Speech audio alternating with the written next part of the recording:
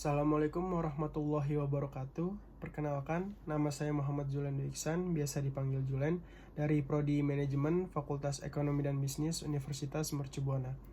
Saya akan mempresentasikan tugas besar 2 saya di mata kuliah Bahasa Indonesia tentang fenomena penggunaan bahasa pergaulan di Indonesia. Sebelum membahas lebih lanjut, apa sih latar belakangnya itu? Menurut Kamus Besar Bahasa Indonesia, bahasa daerah adalah suatu sistem simbol bunyi sewenang-wenang yang digunakan oleh suatu komunitas untuk bekerja sama, berinteraksi, dan mengidentifikasi diri. Fungsi utama bahasa adalah alat berinteraksi sesama manusia, alat untuk berpikir, serta menyalurkan arti kepercayaan di masyarakat.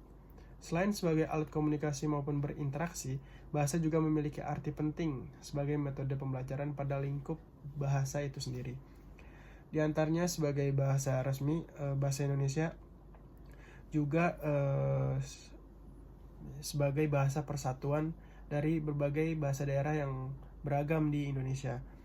Selain itu, bahasa Indonesia juga sebagai sarana pengantar pendidikan dengan pemahaman bahasa Indonesia yang baik dan benar. Ini dapat diterima dengan baik oleh masyarakat sebagai sarana pengantar pendidikan. Selanjutnya itu latar belakang tentang bahasa gaul. Menurut Mulyana, bahasa gaul adalah sejumlah kata atau istilah yang mempunyai arti yang khusus, unik, menyimpang, atau bahkan bertentangan dengan arti yang lazim ketika digunakan oleh orang-orang dari subkultur tertentu. Selain pendapat tersebut, Sarwono mengatakan bahwa bahasa gaul adalah bahasa khas remaja yang kata-katanya diubah sedemikian rupa sehingga hanya bisa dimengerti di antara mereka, bisa dipahami oleh hampir seluruh remaja di tanah air yang terjangkau oleh media massa.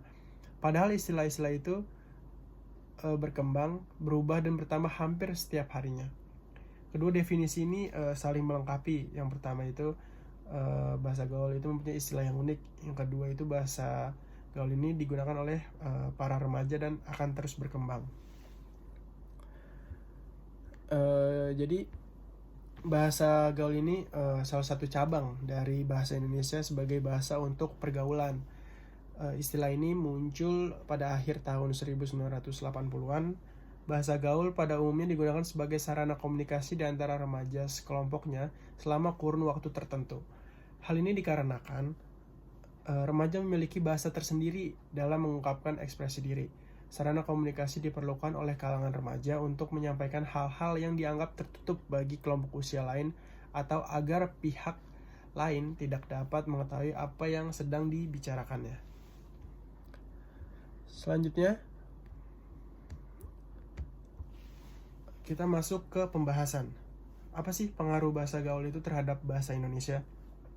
Eksistensi bahasa Indonesia kian menurun karena semakin hari makin banyak bahasa gaul atau bahasa serapan yang muncul, terutama di era globalisasi saat ini.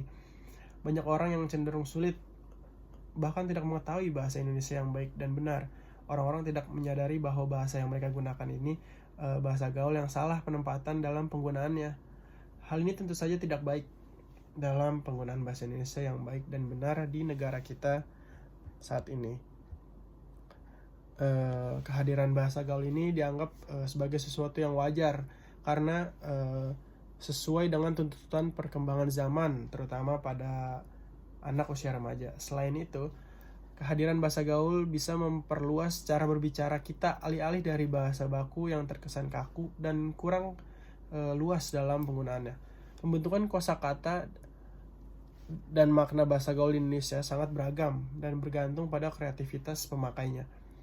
Jika ada sebuah kata yang dianggap baru dan lebih tepat untuk menggambarkan suatu keadaan, maka dengan cepat akan segera diadopsi. Biasanya bahasa gaul akan mengalami pasang surut. Tiap generasi memiliki selera dan dinamikanya sendiri. Selanjutnya, sekarang adalah contoh dari bahasa gaul. Struktur bahasa gaul ini tidak jauh berbeda dengan bahasa formal Indonesia. Ragam bahasa gaul memiliki ciri khas lebih singkat dan cenderung kreatif. Kosakata bahasa gaul juga cenderung lebih pendek dan ada beberapa kata yang merupakan kosakata bahasa Indonesia baku Indonesia yang dimodifikasi. Contohnya seperti Contoh yang A ini, awalan huruf E kata emang adalah bentukan bahasa gaul dari memang.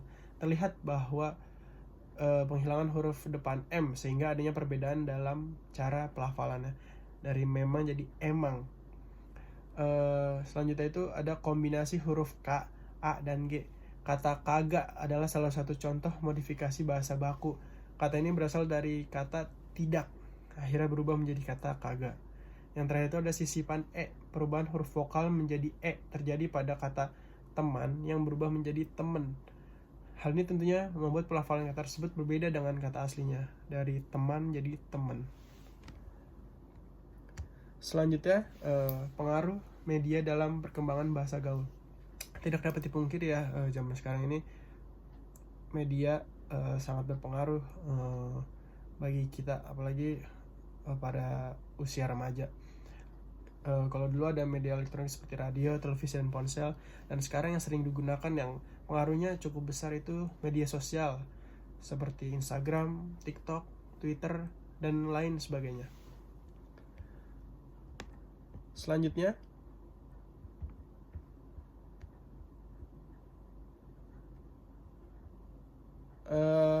cara mengatasi perkembangan bahasa gaul yang pesat. Yang pertama itu menanamkan rasa cinta tanah air sejak dini. Gimana sih penerapannya? Penerapannya itu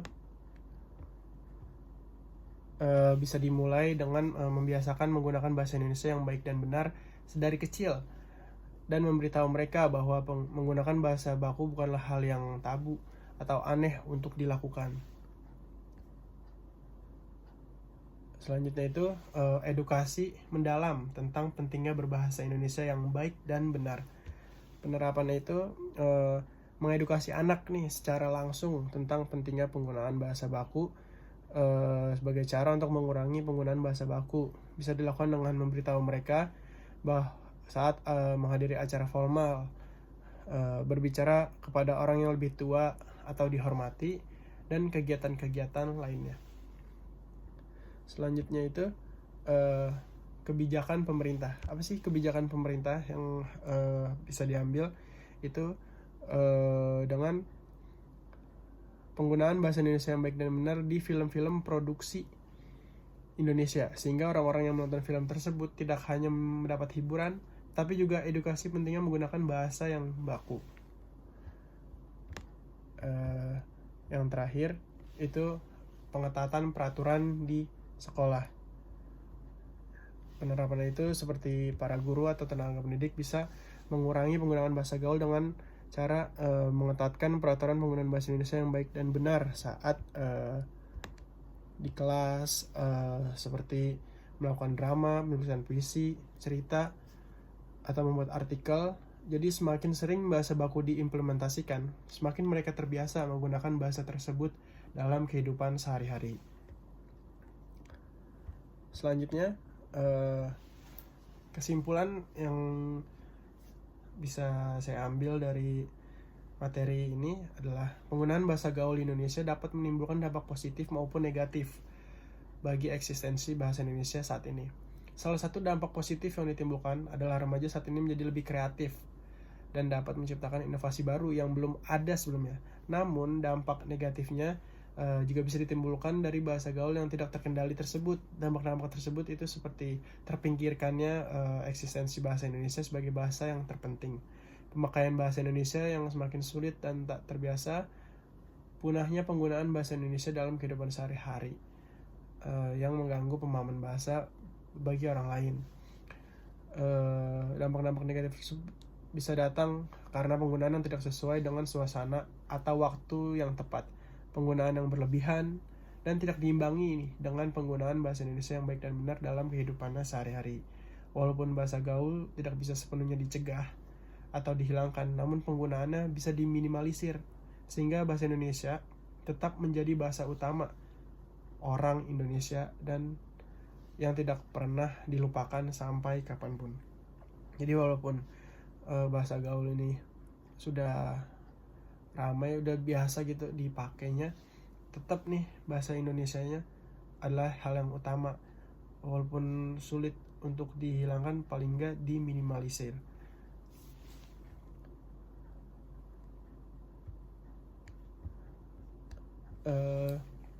Saran yang bisa saya ambil adalah yang pertama itu orang-orang Indonesia diharapkan membiasakan menggunakan bahasa Indonesia yang baik dan benar. Jadi dibiasakan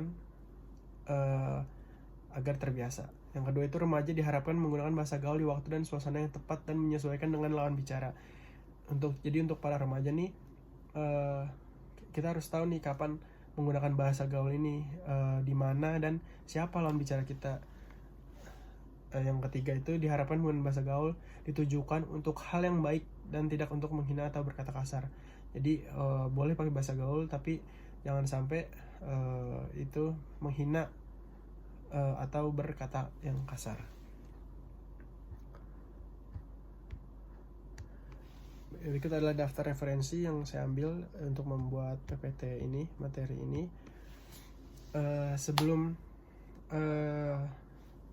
ditutup, izinkan saya untuk berpantun. Makan ikan gabus di kota Kudus daripada pinjam 100, lebih baik berusaha untuk mendapatkan nilai 100. Amin. Terima kasih, semoga presentasi saya ini bermanfaat. Kurang lebihnya mohon maaf.